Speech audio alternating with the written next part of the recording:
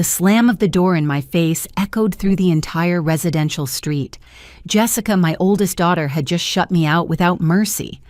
I knocked on the second house, the one belonging to Michael, my middle son. He opened it just a crack, handed me a crumpled $50 bill, and pushed me away while muttering something about his professional reputation. 2 children, 2 rejections, 2 direct stabs to the heart of a mother who had given everything for them. But when I knocked on the third door, the humblest one, the one furthest from the wealthy district, something changed. Daniel opened it. My youngest son, the teacher, with the miserable salary that the whole family despises. And by his side was Sarah, the daughter-in-law everyone hated for not having money or a famous last name. They did not hesitate.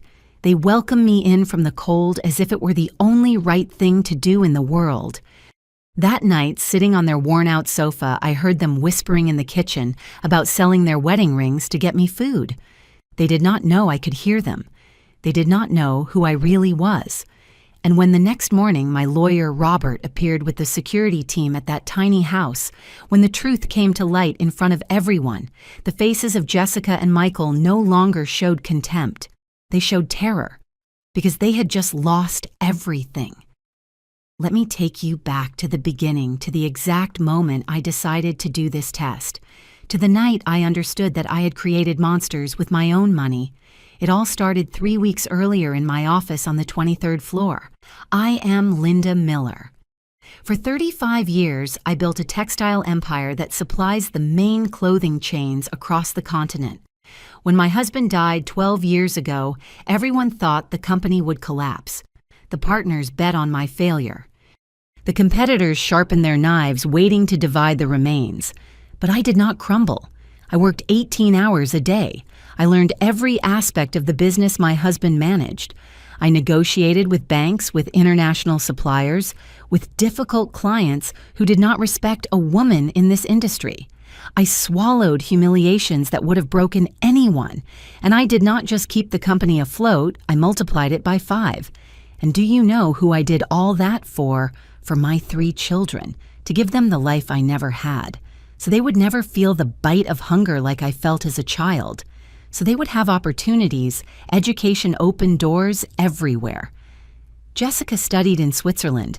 I paid for an MBA that cost over $120,000. Michael did his medical degree at an elite private university. I invested $200,000 in his education. Daniel, my youngest son, was the only one who chose a state university. He wanted to be a teacher. The other 2 mocked him for years for that decision. I gave them everything. Houses, cars, trips, connections. Every time they called me, I opened my checkbook. Every time they had a problem, I solved it with money. I became a walking ATM for my own children. But that night in January, sitting in my empty office looking at the financial statements of the allowances I had given them over all these years, something broke inside me. I had just received 3 calls, all 3 on the same day. Jessica wanted $100,000 to remodel her kitchen. Michael needed $70,000 to invest in some business with a friend. And Daniel, my Daniel, only called to ask how my health was. That difference hit me like a hammer. 2 children who only called me when they needed money. 1 who called just to know about me. It was at that moment that I made the decision. I would do a test, the ultimate test. I would disappear. I would pretend to be bankrupt on the street with nothing, and I would knock on their doors asking for shelter. I wanted to see who would open, who would be ashamed, who would remember that I am their mother before being their source of money. I asked Robert, my trusted lawyer, to keep the secret. He tried to dissuade me. He told me it was too hard, too risky for a 61-year-old woman. But I had already decided. I needed to know the truth. I needed to see their naked hearts without the disguise that money allowed them to wear. I put my jewelry in the safe. I put on old clothes I found in a thrift store, a worn gray coat that smelled of mothballs, stained pants, shoes with peeling soles. I dirtied my hands with earth. I left my hair unwashed for 3 days. I tied my belongings in a torn plastic bag. I looked in the mirror and did not recognize the woman staring back at me. I looked like a homeless person. I looked invisible. I looked exactly like what I needed to look like for this test to work. The plan was simple but brutal. I would walk to their houses. I would knock on their doors. I would tell them I had lost everything, that I needed a place to sleep. Just that, nothing more. And I would observe. I would observe their reactions, their words, their gestures. The truth always comes to the surface when people do not have time to rehearse their lies. Robert got me a burner phone. He told me to call him if anything went wrong, that I would have a car waiting 2 blocks away at all times, that the security team would be watching from a distance. But I was not going to call. This had to be real. It had to hurt. It had to be authentic, because only in true pain is the true character of people revealed. The first night I left my penthouse, I left behind the warmth, the silk sheets, the panoramic view of the illuminated city. I went down 23 floors and went out into the street. The February cold welcomed me like a slap. There was no turning back. I walked for hours, my feet filled with blisters. The plastic bag tore and I had to carry my things in my arms. People dodged me on the sidewalks. Some looked at me with pity, others with contempt. Most simply ignored me as if I were a part of the street furniture. I spent the night at the bus station. The smell of urine and desperation stuck to my clothes. An older woman shared a piece of hard bread with me. She told me she had been on the street for 5 years, that her children had forgotten her. While she spoke, I thought, will that be me in a few years if I do not do something now? By the 3rd day, I was ready, dirty, hungry, frozen to the bone, but ready. I knew exactly what I was going to do. I would go first to Jessica's house, then to Michael's, and finally to the small house of Daniel and Sarah. I did not know what I would find, but I was about to discover it. Jessica's mansion shone like an obscene jewel in the middle of the most exclusive neighborhood in the city. Golden Gates Gardens pruned with millimeter precision, a stone fountain at the entrance. I recognized every detail because I had paid the down payment for that property. $200,000 I took from my personal savings when she got married 7 years ago. I stood in front of the electronic gate. My legs were trembling not only from 3 days sleeping on park benches, but for what I was about to do. I pressed the intercom button. I heard the buzz, then silence. I pressed again. Jessica's voice came out metallic through the speaker. She did not even bother to ask who it was. She just said in a bored tone that she was not buying anything at the door. I told her it was me, her mother. There was a long pause. Too long. Then I heard the click of the gate opening just a few inches. I pushed the gate and walked up the stone path I had helped design myself. Every step was a painful irony. The front door opened before I arrived. Jessica appeared in the frame, but she did not come out. She stayed there, blocking the entrance with her body as if I were an annoying street vendor. She was wearing a salmon-colored athletic outfit that probably cost more than most people earn in a month. Her hair was perfectly styled, her nails freshly done. Everything about her screamed money comfort superficiality. She looked me up and down with an expression I will never forget. It was not concern. It was disgust. "Mom," she finally said, dragging out the word as if it burned her tongue, "what are you doing here?" She did not even ask it. She stated it, as if my presence were an inconvenience that needed immediate explanation. I told her the truth I had prepared, that I had lost everything, that the company went bankrupt, that the creditors took my house, that I had been on the street for 3 days, that I just needed a place to sleep while I figured out how to solve my situation. My own daughter listened to me without moving a muscle in her face. When I finished speaking, she looked over my shoulder toward the neighboring houses. She was more worried about who might be seeing me standing in her driveway than about what I had just told her. That gesture went through me like a rusty knife.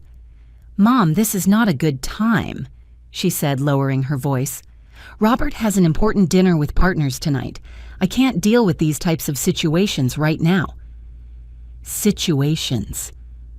She called me a situation, as if I were a plumbing problem or a leak in the roof. I begged her, And I hate to admit that I did, but I needed to see how far her coldness went. I told her it would only be for one night, that I would sleep anywhere, in the maid's room, in the garage, wherever. I just needed a roof. Jessica shook her head. Her diamond earrings sparkled with the movement. Those earrings I gave her for her last birthday, $5,000 in precious stones hanging from the ears of a daughter who had no room for her mother in her 6-bedroom house. "You can't stay here," she said firmly. "This would affect our reputation at the club. The neighbors talk. You know how this is. Besides, if you are really in financial trouble, the last thing you need is to be around people who are going to judge you. It is for your own good, Mom. For my own good." She wrapped her rejection in a layer of false inverted maternal concern, as if she were doing me a favor by slamming the door in my face. I tried to take a step forward. She stepped back and closed the door until only a crack remained. "There are shelters," she said. "Charity organizations. Surely you will find something. And when you solve your situation, when things improve, we talk. But right now, I can't help you. I'm sorry." She did not feel it. That was the most horrible thing. Her voice did not have a shred of genuine pain. She was just in a hurry to end this uncomfortable conversation and return to her perfect world of appearances and superficiality. "Jessica," I said, using her full name. "Please, I am your mother. I changed your diapers. I taught you to walk. I paid for your education, your wedding, this house. Everything you have came from me." Her face hardened. And there I saw something that froze my blood more than any night on the street. I saw resentment, as if every single thing I had done for her was a debt that overwhelmed her, as if my motherly love was an unbearable burden she had been waiting to drop. "Exactly, Mom," she said with poison in every syllable. "You gave everything. You were always giving, controlling, deciding. Now that you have nothing, you expect me to return everything to you as if it were an investment. Well, it doesn't work that way. I have my own life, my own responsibilities. I can't carry your financial mistakes."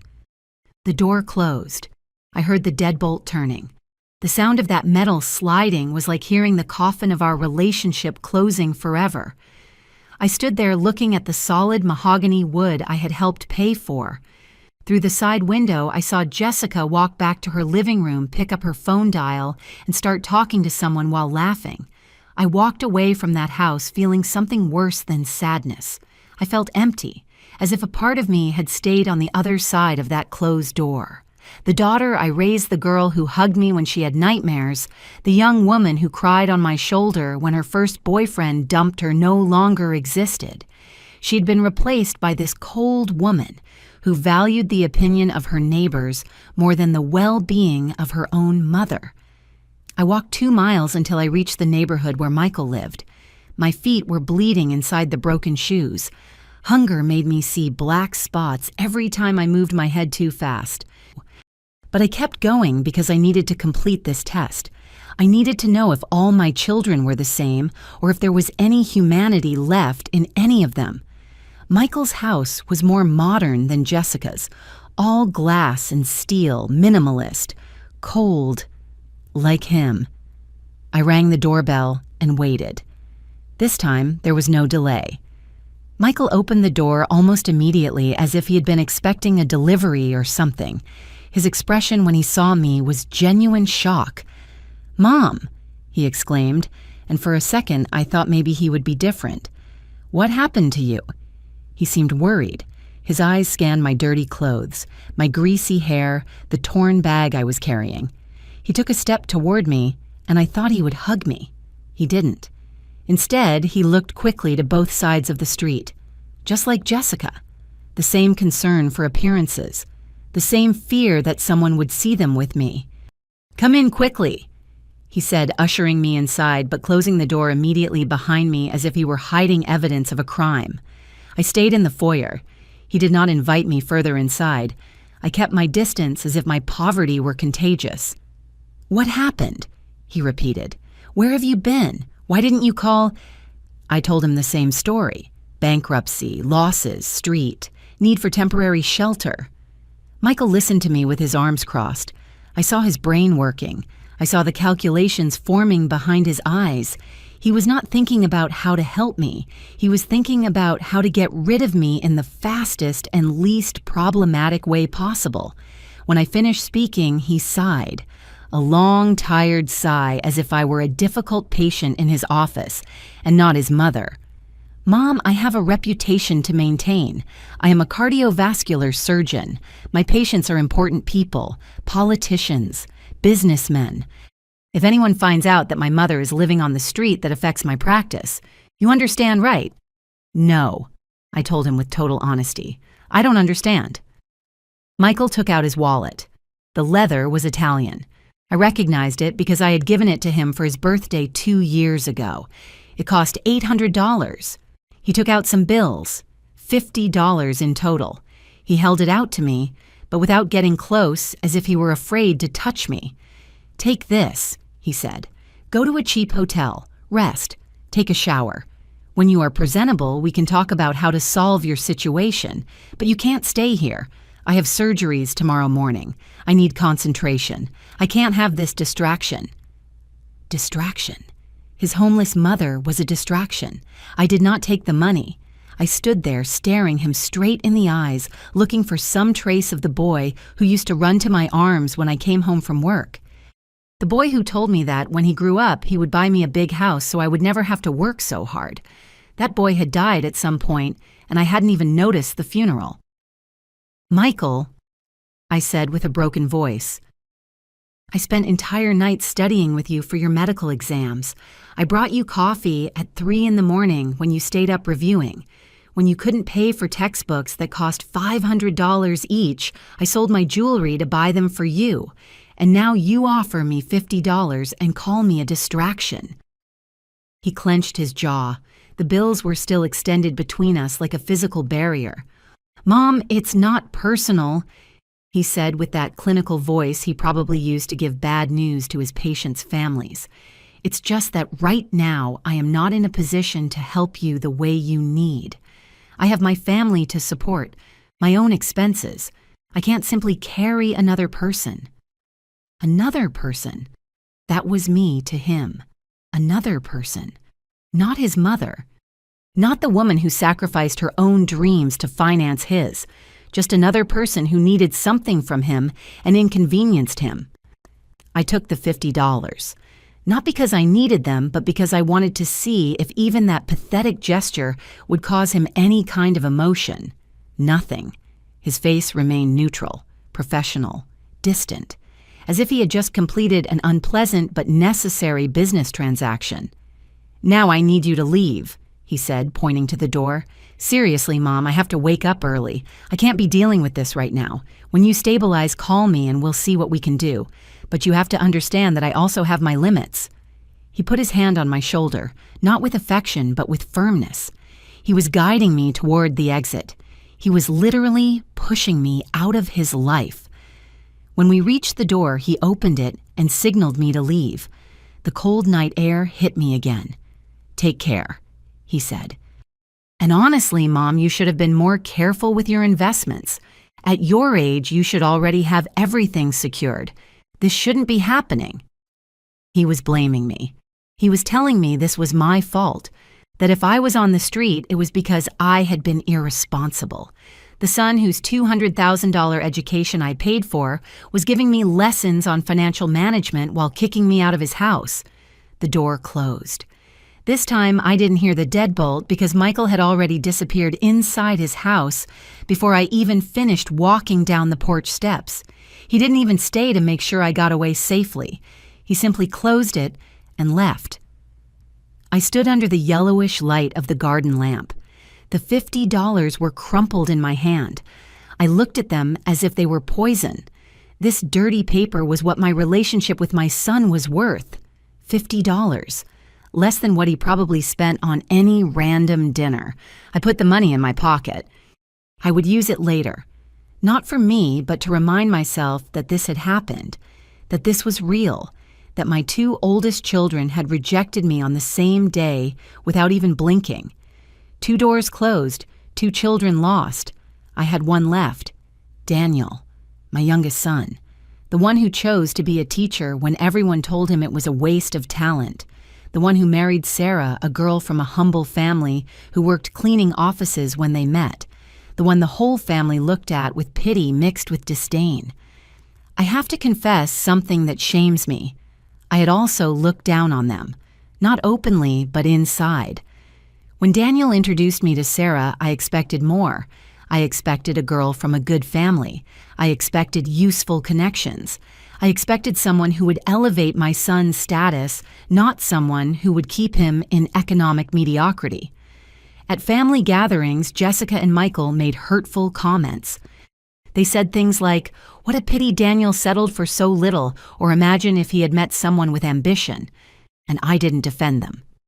I stayed silent. I let those poisonous words float in the air without contradicting them. Sarah always noticed. She saw how her smile got smaller every time Jessica talked about her trips to Europe or when Michael mentioned his millionaire patients. She saw how Daniel squeezed her hand under the table, giving her silent strength. And I looked away. Now walking toward their small house in a working-class neighborhood far from the mansions of my other children, I felt the weight of my own hypocrisy. I had judged Sarah for not having money. I had found her insufficient, and she probably knew it. Probably every time she saw me, she could feel my silent disappointment. Daniel and Sarah's house was a modest one-story building, cream-colored paint peeling in some parts, a small garden with flowers that Sarah evidently tended with her own hands, a wooden fence that needed repair. Everything was simple, humble, honest. There was no electronic gate. There was no intercom, just a wooden door with a simple doorbell. I pressed the button and heard the chime ring inside the house. I heard steps. The door opened. Sarah appeared in front of me. She was wearing an olive green knitted sweater she had probably made herself. Her hair pulled back in a simple ponytail. No makeup, no jewelry except her wedding ring, which was a thin silver band that probably cost less than $100 when they bought it. Her eyes went wide when she saw me. "Linda," she exclaimed, using my first name as she always did. She never called me mother-in-law or ma'am, just Linda. At first that had annoyed me. It seemed like a lack of respect. Now I understood it was her way of trying to connect with me as equals. "My God, what happened to you?" she said immediately, and without waiting for an answer, she took me by the arm and pulled me inside. The warmth of the house wrapped around me. It smelled of home-cooked food, of freshly baked bread, of a real home. "Daniel!" she shouted toward the inside of the house. "Come quick, it's your mom." Daniel appeared from what seemed to be the kitchen. He was wearing a simple gray shirt and old jeans.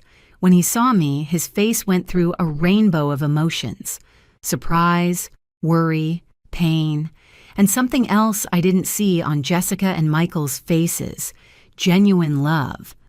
"Mom," he said, running toward me. "What happened? Are you okay? Did they hurt you? Where have you been?" His hands touched my face, my shoulders checking me as if looking for wounds. He didn't care about my dirt. He didn't care about my smell. He only cared if I was okay. Sarah had already disappeared into the house. I heard her moving quickly, opening drawers, turning on the water heater. Daniel guided me to the sofa, an old piece of brown fabric furniture that had a patch sewn on one of the arms. I sat down and felt my legs finally give way after so many days of walking. I told them the story again: the bankruptcy, losing everything, the nights on the street. Daniel listened to me with tears forming in his eyes. He didn't say anything about reputation. He didn't mention his neighbors. He didn't ask how I had gotten into this situation. He just listened with an open and broken heart. When I finished, there was a heavy silence. Then Daniel spoke. "You are staying here," he said firmly. "It is not negotiable. Mom, this is your house now." Sarah returned with clean towels and clothes. "I heated water for you to bathe," she said with a gentle smile. "We don't have a tub, just a shower, but the water is hot. Then you eat something. You look very thin." "But you don't have room," I protested weakly, although my heart was already exploding with an emotion I couldn't name. "You only have one bedroom." "We will sleep in the living room," Daniel said without hesitation. "You take the bed. We are not going to discuss this." "No," I insisted. "I can sleep in the living room. You need your privacy." Sarah knelt in front of me. Her brown eyes looked at me with warmth I didn't deserve. "Linda," she said softly, "you are Daniel's mom. You are family. Family doesn't sleep on the sofa when there's a bed available. Please let us do this for you." That "let us do this for you" tore me to pieces. My other children had offered me money and excuses. This couple, who barely had anything, offered me everything they had without conditions or reproaches. I bathed in their small bathroom, which had chipped tiles and a patched shower curtain. The hot water fell on my dirty skin, and I let myself cry there where no one could see me. I wasn't crying for the days on the street. I was crying for the years I had wasted valuing the wrong things. I cried because my two oldest children, to whom I gave castles, closed their doors on me. And my youngest son, who lived in this humble house, opened his wide for me. When I came out of the bathroom, Sarah had put clean clothes on the bed. They were hers, soft gray sweatpants and a light brown sweatshirt. They were a little big on me because Sarah was taller than I was, but they were clean and smelled of cheap fabric softener and genuine care. At the small dining table, which barely fit in the space between the living room and the kitchen, a plate of food awaited me. Homemade vegetable soup, toast, a glass of orange juice. Nothing elaborate, nothing expensive, but prepared with love and served with dignity. Daniel and Sarah sat with me. They didn't look at me with pity while I ate. They talked about normal things, about Daniel's students, about how one of them had finally learned to read after months of effort. Sarah talked about the flowers in the garden which were starting to sprout despite the cold. They treated me like a person, not a tragedy. After dinner, while Sarah cleared the dishes, I heard Daniel tell her in a low voice to join him in the kitchen. He thought I couldn't hear them, but the thin walls of that house kept no secrets. I sat on the sofa pretending to watch the old television they had, but every fiber of my being was concentrated on listening to their conversation. "We don't have enough money to support 3 people," Daniel whispered. "The salary barely covers the 2 of us." "I know," Sarah replied. Her voice was calm without panic. "I already thought about it." There was a silence. Then I heard the unmistakable sound of a drawer opening. "We can sell the rings," Sarah said. "We don't really need them. They are just symbols. Our marriage doesn't depend on 2 pieces of metal." My heart stopped. They were talking about selling their wedding rings, the only jewelry they had, the symbols of their commitment. For me. "No," said Daniel, but his voice didn't sound convincing. It sounded torn. "Those rings mean something to you. They mean that we love each other," Sarah replied, "and we will keep loving each other with or without them. Your mom needs us now. That is more important than any symbol.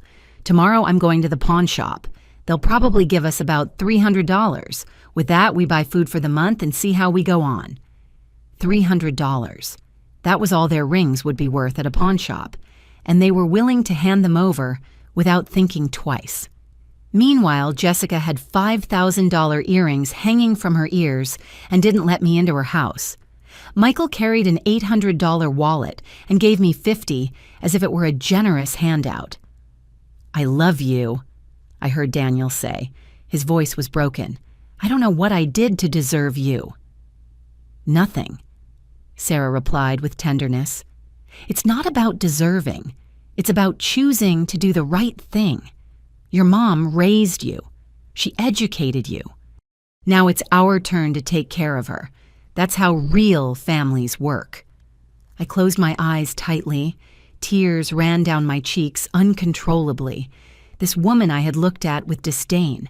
This woman who cleaned offices to help with expenses because Daniel's teacher's salary wasn't enough. This woman I considered insufficient for my son. She was the only person in the world who understood the true meaning of family. They returned to the living room. I quickly wiped my tears and pretended to be focused on the news. Sarah brought me a hand-knitted, mustard-colored blanket. "It's my grandmother's," she said as she put it over my legs. "It always kept me warm. I hope it does for you, too." That night, despite my protests, they took me to the bedroom. It was a small room with a double bed, an old closet, and a dresser with peeling paint. The sheets were simple white cotton washed so many times they were soft as silk.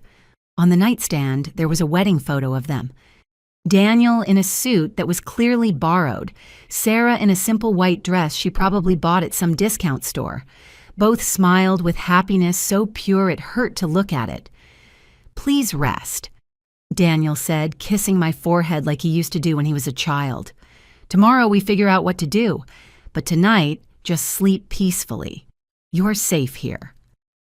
They left, closing the door behind them. I was left alone in that room that smelled of cheap lavender and hope. I lay in that bed that was the only luxury this couple possessed and that they were giving to me without reservation. I couldn't sleep. Every time I closed my eyes, I saw Jessica's face slamming the door on me. I saw Michael handing me $50 as if I were just any beggar. And then I saw Sarah kneeling in front of me, calling me family with eyes full of genuine compassion. Around midnight, I heard movement in the living room. I got up silently and cracked the door just a few inches. I saw Daniel and Sarah settling on the small sofa. They didn't fit well. Daniel was practically hanging off one end. Sarah snuggled against him, trying not to fall. "Sorry," whispered Daniel. "I know this is uncomfortable." "I'm fine," replied Sarah. "Just think about your mom sleeping warm and safe. That is worth any discomfort." They remained silent for a moment. Then Daniel spoke again. "I'm sorry, I can't give you more. I'm sorry you live like this. You deserve a big house, nice things, an easier life." Sarah's answer destroyed me. "Daniel, I have exactly what I want. I have you. We have health. We have jobs. We have a roof. And now we can help someone who needs us. That isn't little. That is everything. That is everything." Those 3 words contained more wisdom than all the university degrees I had paid for. This woman, with her simple clothes and modest house, understood something my rich children had forgotten or never learned, that real wealth is not measured in dollars, but in the capacity to give when you have nothing. I went back to bed, and this time I did cry. I cried hard, drowning the sound in the pillow so they wouldn't hear me. I cried for the years I spent building an empire for children who valued nothing except money. I cried for having judged Sarah so poorly. I cried for almost having lost the opportunity to know the true heart of my youngest son, but I also cried with relief, because in the middle of this painful test, I had found something I thought I had lost forever. Evidence that genuine love still existed, that kindness had not died, that not all my children had turned into selfish monsters. The next morning, I woke up to the smell of cheap coffee and toast. I got up and found Sarah in the kitchen making breakfast. She was wearing the same sweater as the day before. It was probably the only one she had for winter. Her hair was styled in the same simple ponytail, unpretentious, without masks. "Good morning," she said, smiling when she saw me. "I hope you slept well. There is coffee, if you want." She poured me a cup of the cheapest coffee that probably existed on the market, and it tasted like glory. We sat together at the small table. Daniel had already left for school. He had to arrive early to prepare his classroom. Sarah looked at me over her cup. There was something in her eyes, a quiet determination. "Linda, know that as long as you need to be here, this is your house. It doesn't matter how long it is, a month, a year, whatever. We are not going to kick you out." Her words were so different from Jessica's and Michael's that they almost didn't seem to be from the same language. "I appreciate it," I managed to say, "but I can't take your room indefinitely." "You aren't taking it from us," she replied. "We are sharing it. That is how it works when someone is in trouble. We share what we have." She looked me directly in the eyes. "I know I was never enough for you," she said with brutal honesty that pierced me. "I know you wanted more for Daniel, a wife with money, with connections, with a college education. I am just a girl who cleans offices and tends flowers." "Sarah," I started to say, but she raised her hand. "It's okay," she continued. "I understand, but I want you to know something. I love your son more than I have ever loved anything in my life. And even if we never have much money, even if we never live in a mansion, I am going to make sure that he knows every day that he is loved, valued, and respected. And now you, too." Her words broke me completely. The whole facade I had maintained during these days collapsed like a rotten building. I started crying right there at that tiny table, drinking cheap coffee from a chipped mug. I cried like I hadn't cried in decades. Sarah stood up and hugged me. She didn't say anything. She didn't try to comfort me with empty words. She just held me while I crumbled. Her sweater absorbed my tears, and she simply let me feel everything I needed to feel. When I could finally speak, I told her the truth. "You were right. I never thought you were enough. I looked at you and saw poverty. I saw limitations. I saw everything you weren't instead of seeing everything you are. And I was so profoundly wrong that I am ashamed." Sarah cleared her throat and looked at me with those brown eyes full of a maturity I didn't have despite my 61 years. "People make mistakes," she said simply. "What matters is what we do after realizing it." She took my hands in hers. They were rough from work. She had short nails unpainted with traces of dirt underneath because she had been working in the garden, working hands, honest hands, hands that were worth more than all of Jessica's perfect manicures. "I want you to know something," I continued. "When all this ends, when I solve my situation, I am going to compensate you for everything. I promise you." She shook her head gently. "I don't want compensation, Linda. We aren't keeping score. We are being family, that's all." That word again. Family. Jessica and Michael had used it as an excuse to justify everything I gave them. "You are family," they said when they needed money. "You are our mother."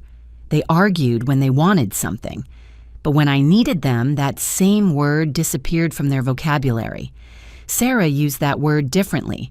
For her, family meant responsibility. It meant sacrifice. It meant opening doors instead of closing them. I spent the day helping around the house. I insisted. Sarah worked cleaning shifts in the afternoons, and before leaving, she left me a list of simple things I could do. Fold clothes, wash dishes, sweep. Tasks I hadn't done in years because I always had maids. There was something deeply humiliating and at the same time liberating in scrubbing that small kitchen. My hands, accustomed to signing checks and million-dollar contracts, now scrubbed old pots with a worn sponge. And with every movement, I felt like I was cleaning something more than dirty dishes. I was cleaning years of arrogance. When Daniel returned from school in the afternoon, he found me making dinner. I had used the few ingredients they had in the pantry to make something simple. Rice with vegetables, nothing elaborate. But I had done it with my own hands. "Mom," he said, surprised, "you didn't have to do this." "I wanted to," I replied. "It is the least I can do." The three of us ate dinner together. We talked about everyday things. Daniel talked about a student who had made a major breakthrough that day, a dyslexic boy who had finally read a full paragraph without help. The way Daniel talked about that achievement with eyes shining with pride made me understand something. My other children measured success in money and status. Daniel measured it in lives touched, in small daily miracles, in real differences he made in the world. Jessica probably didn't even know the names of the people who worked for her. Michael saw his patients as cases, as sources of income. But Daniel knew the full stories of his students. He knew which kids came without breakfast, which ones lived in troubled homes, who needed an adult to believe in them, and he did it with a salary that barely covered rent, without complaining, without asking for recognition, simply because he believed it was the right thing to do. That night, after they insisted again that I take the bed, I stayed awake looking at the ceiling of that small room. Tomorrow, Robert would come. Tomorrow, the truth would be revealed. Tomorrow, this test I had started with so much rage and determination would end. But now, lying in the bed of this couple who had given me everything without asking for anything, I felt something different from rage. I felt deep shame. Shame for having doubted Daniel, for having compared him unfavorably to his siblings for years, for having thought that choosing to be a teacher was wasting his potential. Daniel was the only one of my children who had fulfilled the true purpose of the education I paid for them. It wasn't accumulating wealth, it was becoming a better human being. And he was the only one who had achieved it. I also felt shame for Sarah, for every time I subtly excluded her from family conversations, for every time I mentioned the wives of other successful men as if pointing out what Daniel could have had, for every look of disappointment I didn't hide well enough. Sarah had felt every one of those little cruelties. And yet, when I knocked on her door, desperate and broken, she welcomed me with open arms. I heard their voices in the living room. They were up late. I got up silently and approached the door. Not to spy this time, but because I needed to better understand these two people who had shown me more humanity than anyone in years. "Do you think your mom will be okay?" Sarah asked. Her voice sounded worried. "I don't know," Daniel replied. "I've never seen her like this. So lost. So vulnerable." "Tomorrow I'm going early to the pawn shop," said Sarah, "before going to work. With what they give us for the rings, we can buy nutritious food for her. She looks very thin." They were still talking about the rings. They were really going to do it. They were going to sell the only valuable items they had. "There is something I don't understand," said Daniel after a silence. "How could my mom, with all her business knowledge, lose everything so fast? She was brilliant, careful. It makes no sense." Sarah took a moment to respond. "Smart people make mistakes too," she said finally. "Or maybe she trusted the wrong people. I don't know. What matters is that she is here and we are going to help her." "I'm scared," admitted Daniel. "Scared of not being able to take care of her like she took care of me. She gave me everything, education, opportunities, and I can only offer her an old sofa and simple food." "Daniel," said Sarah firmly, "you are giving her the only thing that really matters. You are giving her love. That is more valuable than any mansion or bank account." "Not for her," replied Daniel with sadness. "Her whole life has been about material success, about building empires. What will she think of me now, seeing me in this small house, unable to give her anything she deserves?" "Maybe," said Sarah thoughtfully, "maybe this is exactly what she needed to see, that success isn't measured in square feet or bank accounts. It is measured in who is there when everything else falls apart." Her words floated in the air. She was right, completely right. This test I had designed to evaluate my children was evaluating me too. It was showing me all the ways I had failed, all the wrong lessons I had taught, all the distorted values I had transmitted without realizing it. Jessica and Michael were my creation. I had turned them into what they were.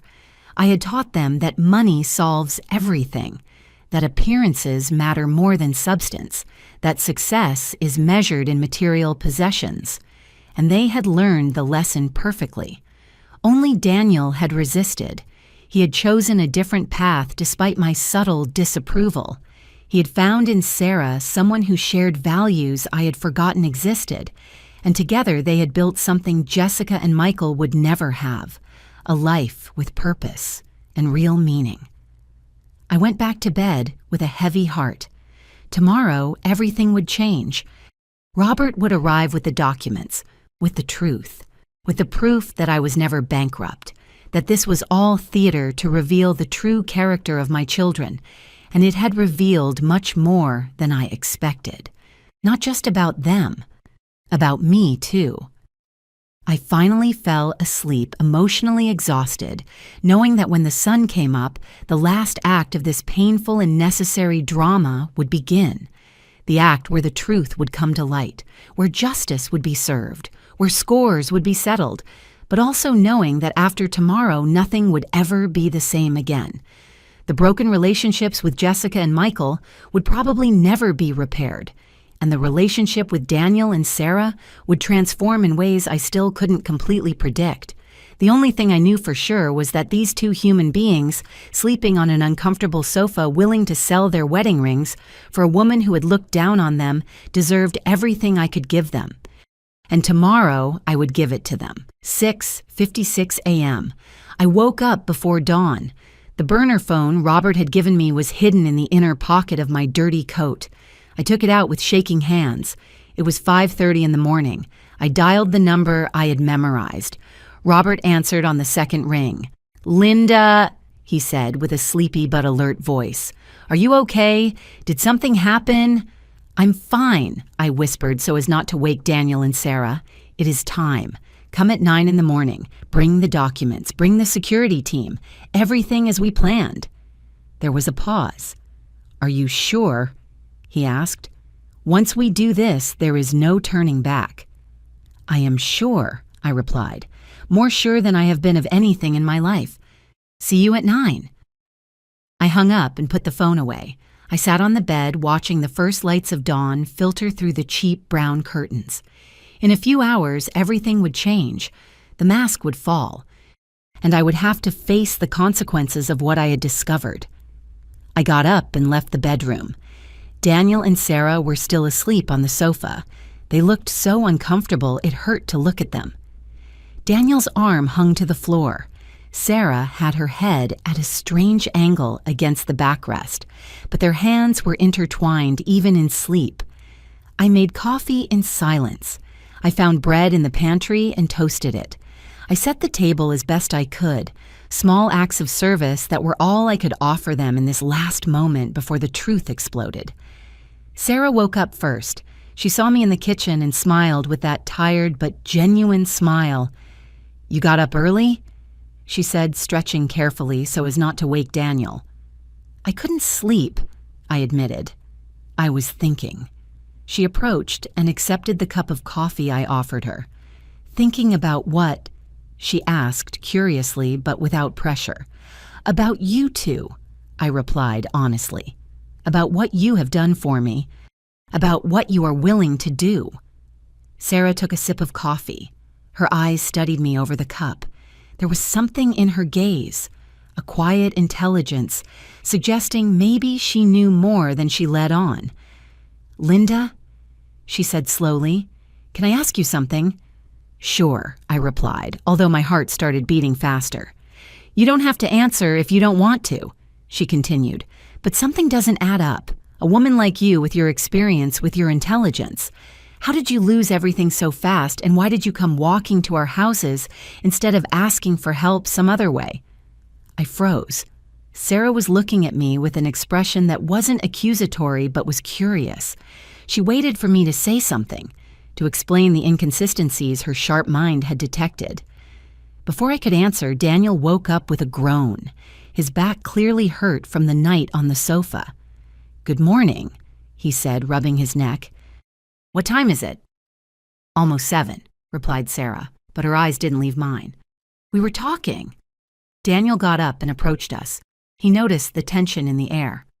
"Is something wrong?" he asked, looking between the two of us. Sarah softened her expression. "No, nothing. Just talking."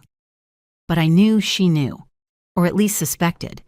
This woman everyone underestimated who cleaned offices and tended flowers had a perception my children educated in expensive universities never developed. "I need to tell you something." I started, but the words got stuck in my throat. Daniel put a hand on my shoulder. "Whatever it is, Mom, we are here." Sarah spoke again. "Before you say anything, I want you to know it doesn't matter. It doesn't matter what secret you are keeping. It doesn't matter what test you have put us through. We still opened the door for you. We still offered you our bed, and we would do it again." I stared at her with my mouth open. "You knew," I managed to say finally. "I suspected," she corrected. "Since you arrived, your way of speaking, your posture, the small details that didn't fit, but I decided it didn't matter, because even if this was a test, the right answer remained the same: to receive you, to care for you, to love you." Daniel looked between us confused. "What are you talking about?" Sarah looked at him with tenderness. "Your mom isn't bankrupt love. Or at least I don't think she is.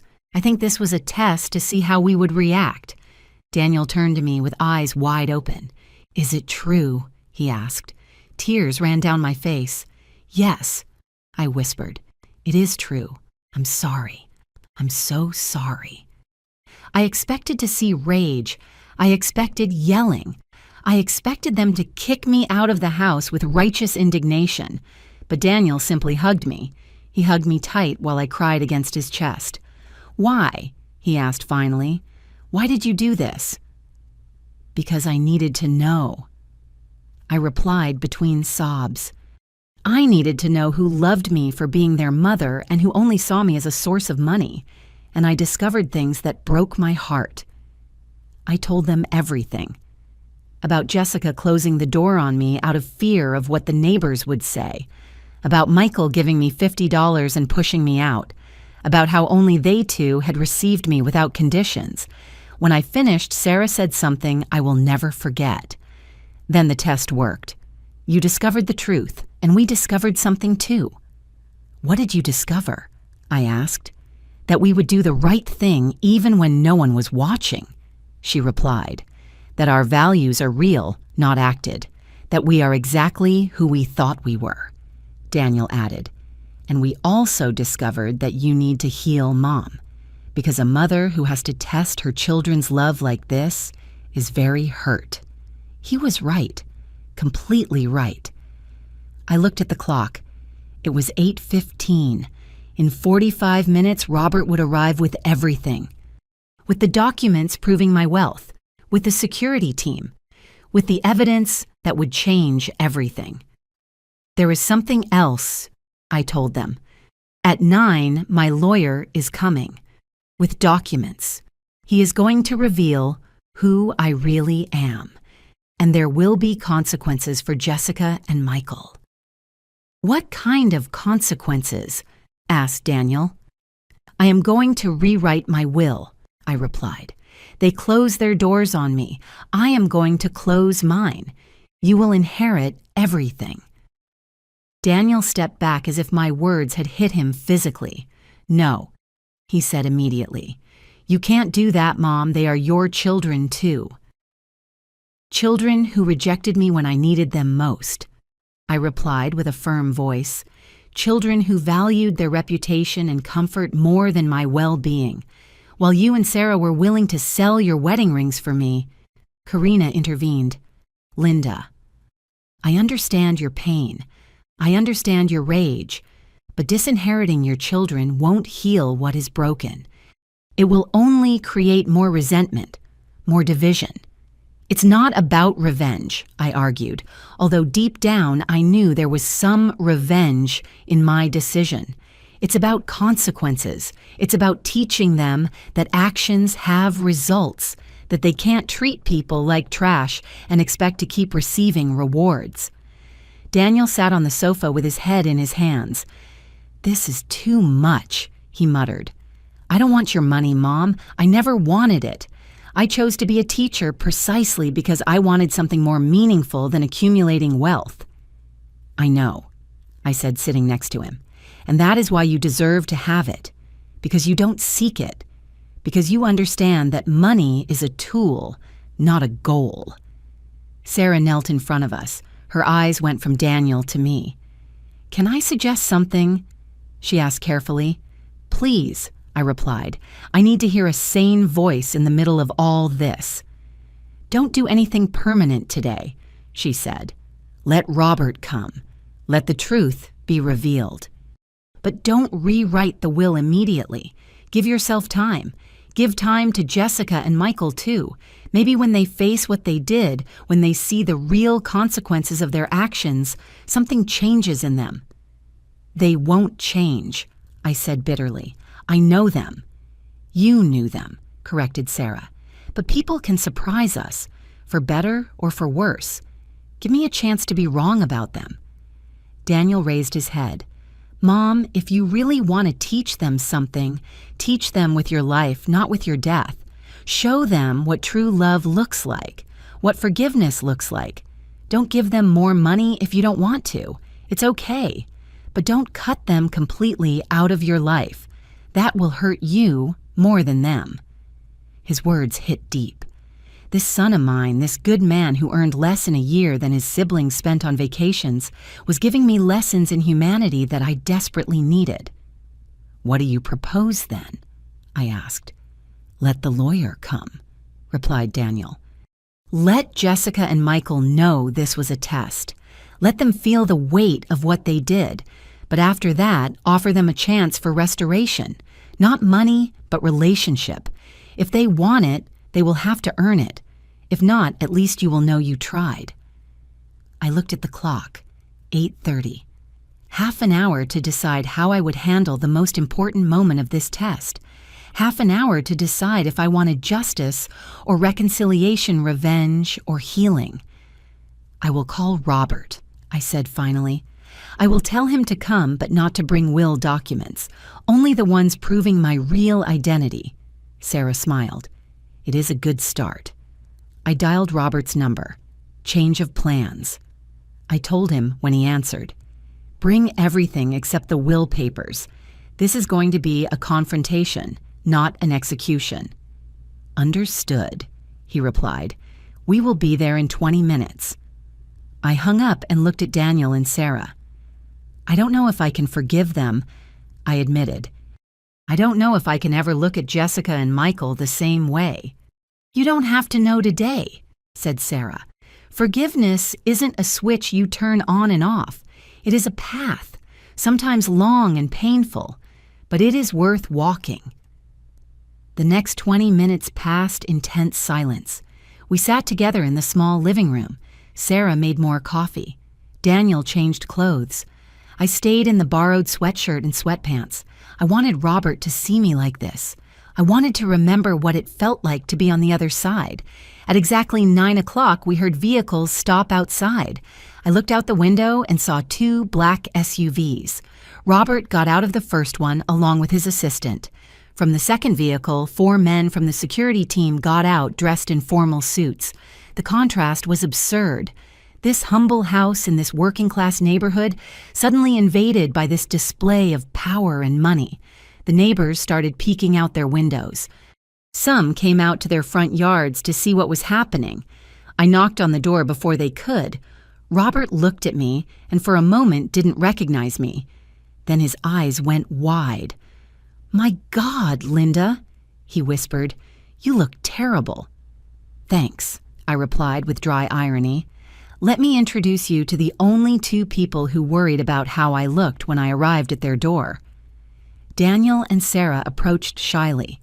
They were clearly intimidated by all this show of resources. Robert greeted them with genuine respect. "It is an honor to meet you," he said. "Linda has spoken a lot about you these days." "Nothing good, I suppose," said Sarah with a sad smile. "All good," corrected Robert. "All very good." Everyone entered. The small living room filled with people. The security men stood uncomfortably clearly out of place in this modest space. Robert opened his briefcase and took out documents.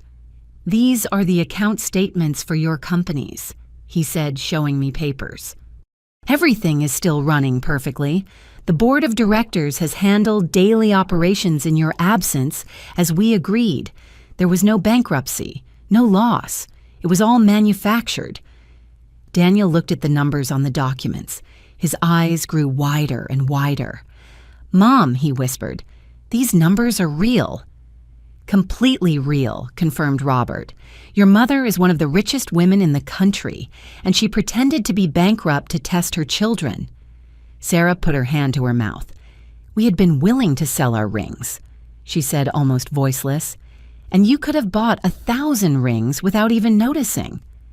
For that reason precisely, I replied, because you would have sold your rings, while my other children didn't even open their doors. Robert took out more documents. These are the records of the calls I made to Jessica and Michael early this morning, he said. I informed them that there was new information about your situation and to present themselves here at 10 in the morning. Both confirmed they would come. I looked at the clock. 9:40. In 20 minutes, my other 2 children would arrive, and they would find something they never expected. They would find the truth, and they would find the consequences of their choices. Daniel looked sick. I don't know if I can be here when they arrive, he said. I don't know if I can see their faces when they realize. You need to be here, I said firmly. You need to witness this, because this is not just about them. It is about you, too. About validating that your way of living, your way of loving is the right one. It is about proving that you are not the failed son they always insinuated you were. Sarah took his hand. I will be here with you, she told him, whatever happens. The minutes dragged. Robert reviewed documents. The security men waited in silence. Daniel and Sarah sat together on the sofa, their hands intertwined, and I stood by the window watching the street, waiting to see my other children's expensive cars appear. At 5 to 10, Jessica arrived. Her white Mercedes shone obscenely on this street of modest cars.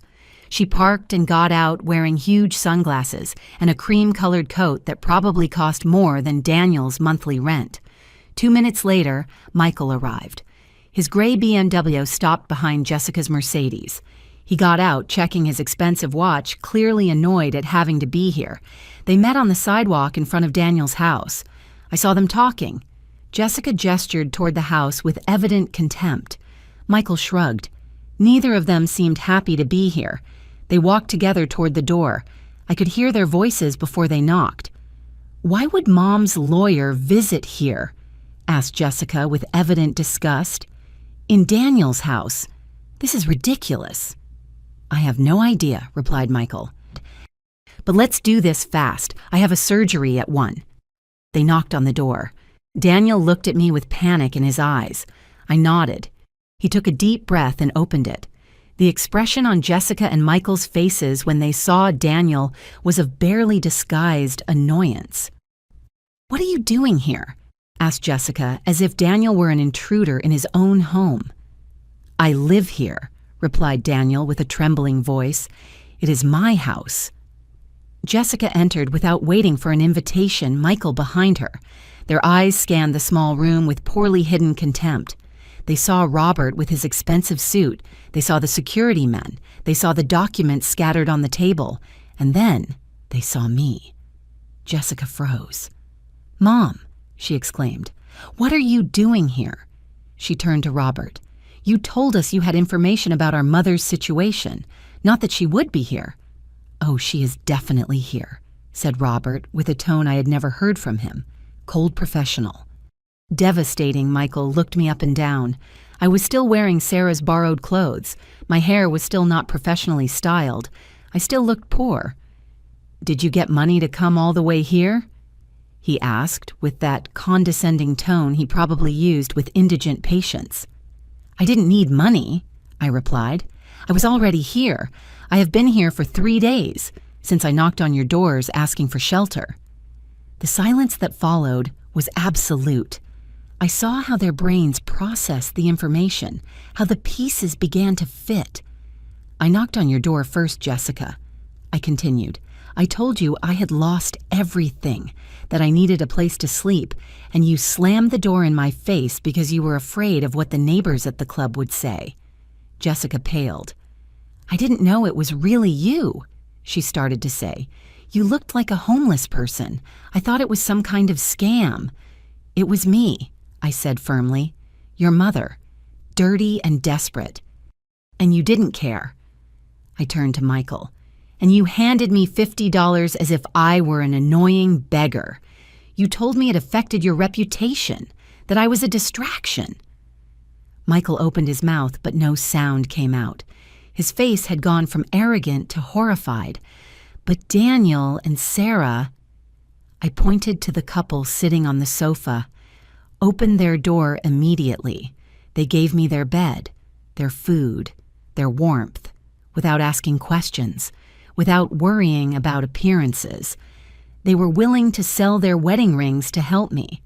Jessica finally found her voice. This was a trap, she accused. You set a trap for us. I gave you a test, I corrected. A test you failed spectacularly. Robert intervened. Allow me to clarify your mother's financial situation. He took out the documents and put them on the table. Linda Miller is not bankrupt. She lost nothing. Her companies are operating with record profits. Her accounts are intact. Her net worth is currently approximately $58 million. The number floated in the air like a bomb. Jessica and Michael looked at the documents without being able to completely process what they were seeing. This was all acted, continued Robert. Your mother pretended to lose everything to see how you would react, to see who would love her without money, who would worry about her well-being over their personal image. Jessica let herself fall into a chair. Her face was white as paper. Michael remained standing stiff as if he were in shock. Daniel got up from the sofa. His voice trembled when he spoke. You two have treated me like a failure for years, as if choosing to be a teacher was a shame for the family, as if Sarah wasn't enough because she didn't have money or a name. You looked at me with pity, with contempt. Jessica tried to interrupt, but Daniel raised his hand. No, it's my turn to speak. For years I heard you make hurtful comments. I heard you laugh at my salary. I heard you compare your houses, your cars, your lives with mine, as if I had failed at something fundamental. Tears ran down Daniel's face, but his voice grew stronger. And when Mom appeared at my door dirty and scared, I didn't even hesitate, because that's how they raised me. To love without conditions, to help without asking. And you two had the same upbringing, the same parents, the same lessons, but you chose something different. Sarah stood up next to him. Her voice was calm but firm. You hated me. I know you did. Because I wasn't good enough for your brother. Because I cleaned offices and didn't have a college education. But when your mother needed help when you rejected her, we welcomed her. And we would do it again. Jessica finally reacted. She began to cry. Not silent tears, but loud and dramatic sobs. I'm sorry, she screamed. I didn't know. I thought she was a stranger. If I had known it was really you, Mom. That is precisely the point, I said with a hard voice. I had to be a stranger for you to treat me like that, but I am still your mother, and if I had truly been homeless, I still deserved more compassion than you showed me. Michael found his voice. This isn't fair. You put us in an impossible position. You tricked us. I put you in a position of choice, I corrected. A choice Daniel passed without even thinking. You failed not because you didn't know it was me. You failed because your values are rotten to the core. Robert cleared his throat. Linda had asked me to bring documents to modify her will, to completely disinherit Jessica and Michael and leave everything to Daniel and Sarah. Jessica stopped crying instantly. Her eyes went wide with horror. You can't do that, she said. I can, I replied. And I had every intention of doing so. Had, asked Michael, catching the past tense. Daniel and Sarah convinced me not to make that decision today, I explained. They told me to give you a chance, that forgiveness is a path, not an event. Thank you, whispered Jessica, looking at Daniel. Thank you. Don't thank me, said Daniel coldly. I would have let Mom disinherit you. It was Sarah who argued for mercy, the woman you despised. Jessica turned to Sarah. I'm sorry, she said. I'm sorry I treated you badly. I'm sorry for everything." Sarah looked at her for a long moment. "You don't believe me yet," she said finally. "You are scared of losing your inheritance, but when that fear passes, when you are back in your mansion and your comfortable life, you will despise me again. Because you haven't changed. You are just scared." Sarah's words were like precision knives. Jessica opened her mouth to protest but stopped, because she knew it was true. I turned to my 3 children. "This is what is going to happen," I said. "I am not going to change my will today, but I am also not going to continue being your personal bank. Allowances are over. Financial bailouts are over. If you want my money when I die, you will have to earn a real relationship with me first." "What does that mean?" asked Michael. "It means family therapy," replied Robert. "It means real work on your relationships. It means demonstrating for years, not days or weeks, that you have genuinely changed. And if you don't do it, the will gets rewritten and everything goes to Daniel and Sarah." Jessica and Michael looked at each other. I could see the calculations forming in their minds. They were evaluating if the effort was worth it, if faking change for years was an investment that yielded enough return. And that broke my heart again. Because even now, even after everything, they kept thinking in transactional terms. "There is something else I need to say," I continued, "and this is the most important thing. Daniel, Sarah, come closer, please." They stood up and walked toward me. I took their hands in mine. "You two showed me something I had forgotten existed. You showed me genuine love, real sacrifice, values that are not bought or sold. And although I am not going to rewrite my will today, I am going to do something. Right now."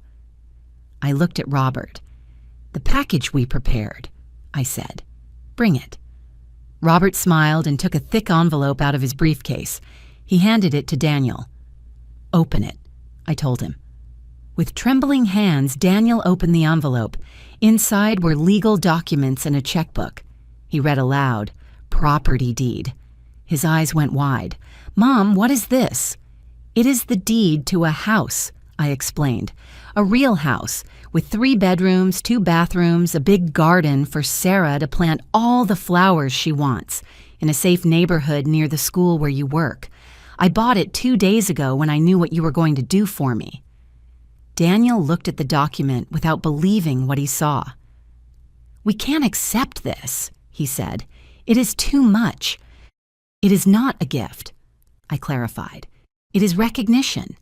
It is my way of saying I saw what you did, that I value your character more than I ever valued your siblings' university degrees." Sarah cried silently. "Linda," she whispered, "we didn't have to pass any test. We didn't expect anything in return." "I know," I said, hugging her. "That is why you deserve it, because you didn't expect it, because you would have done it anyway." Jessica stood up abruptly. "This is unfair," she screamed. "We are your children too. Why do they receive a house now and we get nothing?" I turned to her with icy calm. "Because you already have houses. Houses I helped pay for. You have received from me for decades. Money, opportunities, connections, everything you asked for. Daniel never asked for anything. He worked. He fought. He built a dignified life with his own hands. And when I needed him, he was there." Michael intervened. "Then this is punishment. You are punishing us for a mistake." "It wasn't a mistake," I said with a hard voice. "It was a revelation. A mistake is something you do unintentionally.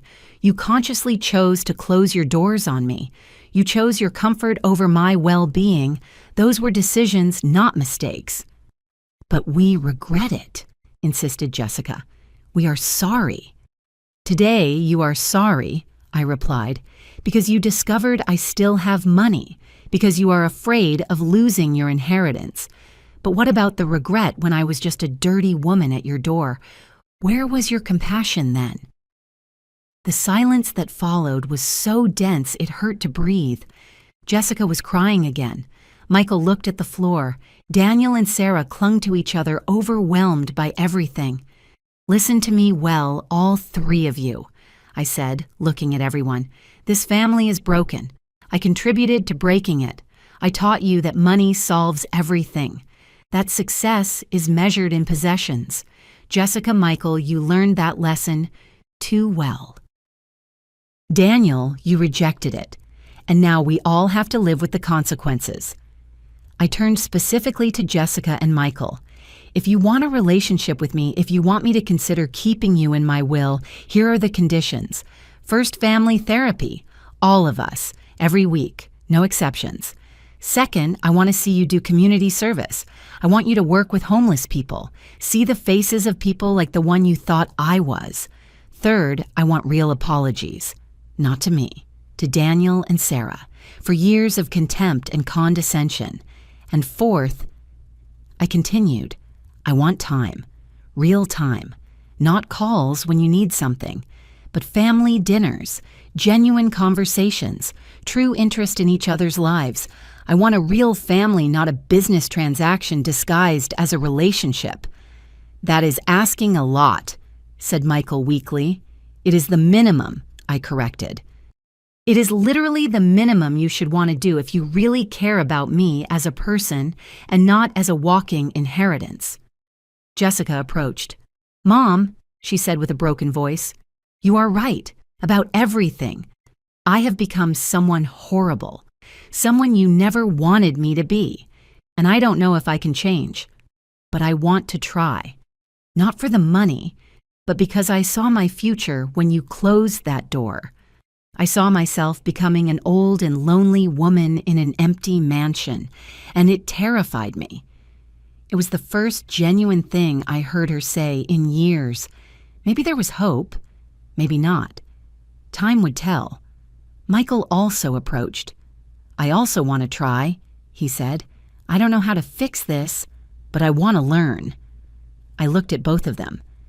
The skepticism must have been evident on my face because Jessica added, I know you don't believe us, and it's okay.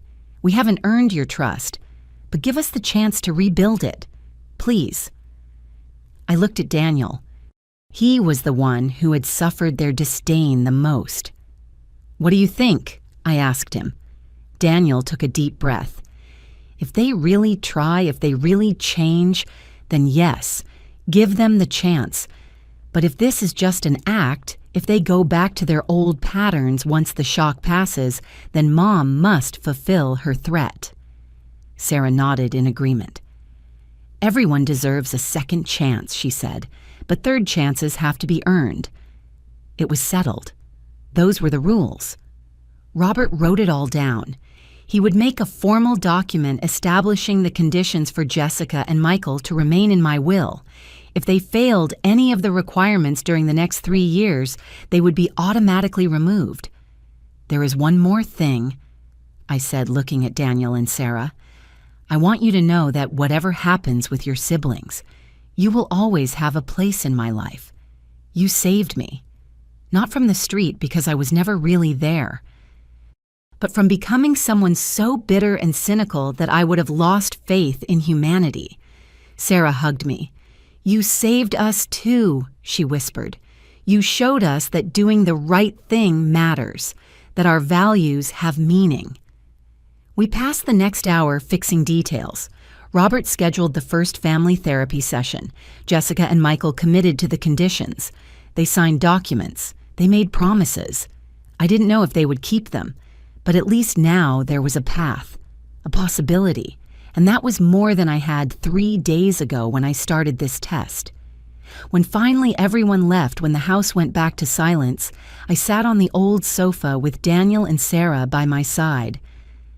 I am sorry I judged you, I told Sarah, taking her hand. I am sorry for all the years I made you feel less. I am sorry for every look of disappointment, every hurtful comment I didn't stop. You were exactly what Daniel needed. You were exactly what this family needed, and I was too blind to see it. Sarah squeezed my hand. Forgiveness is not begged for Linda. It is offered, and I forgive you, because I understand. You were afraid for your son. You wanted the best for him. only your definition of best was wrong. My definition of everything was wrong, I admitted. I built an empire but almost lost the only thing that truly matters: family, genuine connection, love without conditions.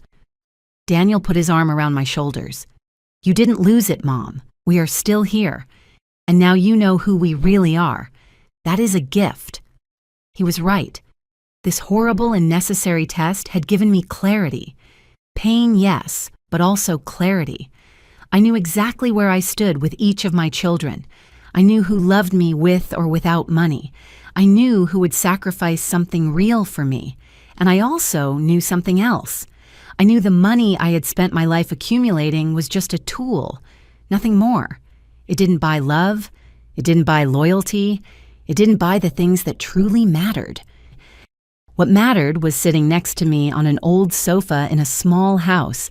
It was a teacher with a modest salary and his hard-working wife. It was people who valued flowers in the garden more than diamonds in the ears. It was real family. Standing at the door of that modest house 3 days ago, dirty and rejected by 2 of my children, I thought I had hit rock bottom. But I was wrong.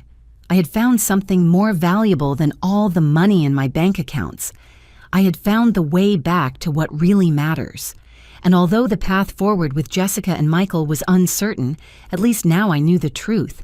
And the truth, however painful it might be, was better than the comfortable illusion I had been living in. Money buys many things, I thought, while looking around that small and humble living room. But it doesn't buy the doors that open when you need them most. It doesn't buy the hands that hold you when you fall. It doesn't buy the love that welcomes you without questions. Those things only come from the heart, and the only hearts big enough to give me that were here in this house, in this moment.